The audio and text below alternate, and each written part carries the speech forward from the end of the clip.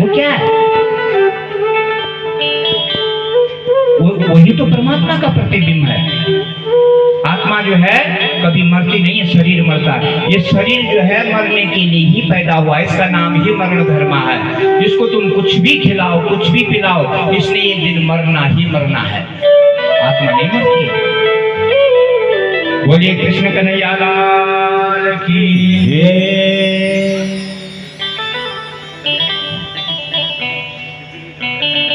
तो ये भागवत कथा कहां से आई, कैसे आई? ये श्लोक जो 3-4 हैं आप बहुत कठिन है, जरा आप लोगों की समझ में थोड़ा कम आएगा, क्योंकि वेदांत की बातें हैं। अगर मैं इसका सही व्याख्यान करूं, इस श्लोक पे कोई इतनी मोटी किताबें लिखी महापुरुषों ने। अब ये वेदांतियों की बात है, तो आइए भागवत कैसा, भागवत कथा, भागवत पुराण कैसे प्रकट हुआ, जरा ध्यान से सुने। निगम कल्पतरोर्गलितं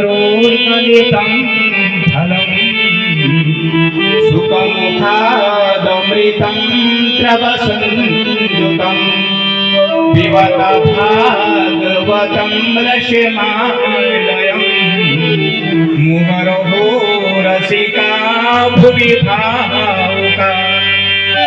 निगम कहते हैं वेद को, तो वेद रूपी कल्प वृक्ष का फल ही श्रीमद् भागवत है, सारे वेदों का सार।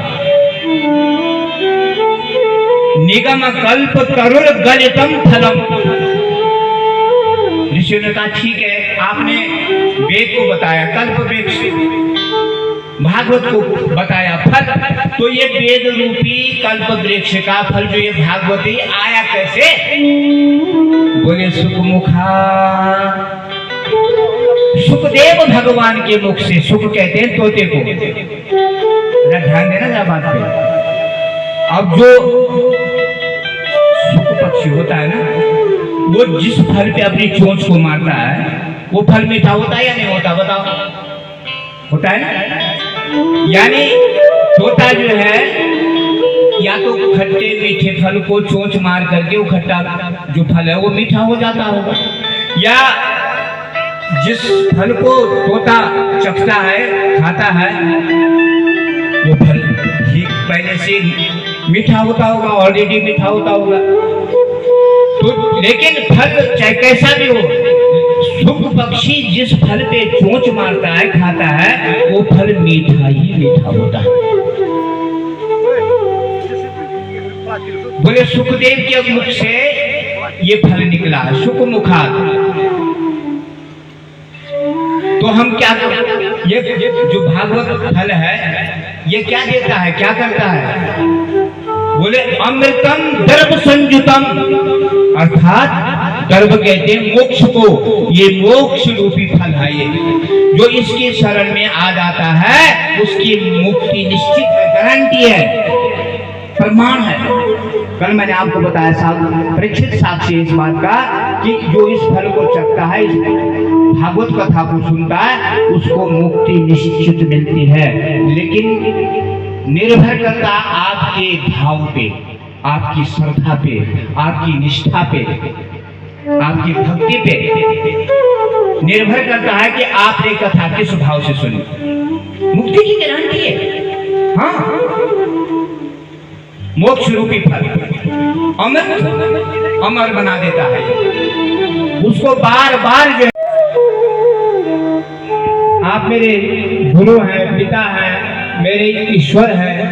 अब अर्जुन के तो कई रिश्ते भगवान के साथ, वो उनके बहनोई भी है, बुआ का लड़का भी है। बोले बस शिष्यस्ते हम, मैं आपका शिष्य बना रहूं, आपका भक्त बना रहूं, बस ये वरदान दे दो। अब सामने जो है द्रौपदी खड़ी थी। बोले बहना सखी आप भी बोलो, क्या चाहिए तुम्हें?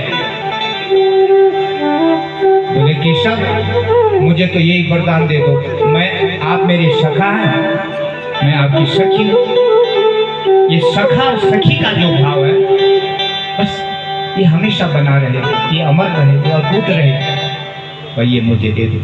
बोले दिया। अब सुभद्रा खड़ी है, अब सब सोच बहनें पता नहीं क्या बोली। अब उधर द्रौपदी सोच रही है, बोले कहीं मेरी बहू जो है संसार की चीज न मांग ले। जरा ध्यान से सुनना ये बातें। सोच रहे पता नहीं क्या मांगेगी। बोले सुभद्रा तुम भी बोलो। बोले ना ना कोई जरूरत नहीं। बोले बोलो ना।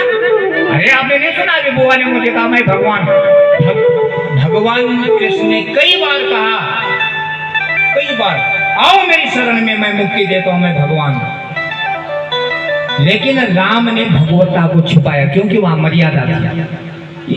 है दोनों बराबर है, कोई छोटा नहीं कोई बड़ा नहीं। राम कृष्ण तो एक हैं, अंतर नहीं निमेष। उनके नेत्र गंभीर हैं, इनके चंचल विशेष। नेत्रों का फर्क है केवल, बाकी आप राम कृष्ण को कथा लो तो कोई पहचान नहीं पाएगा, दोनों एक है।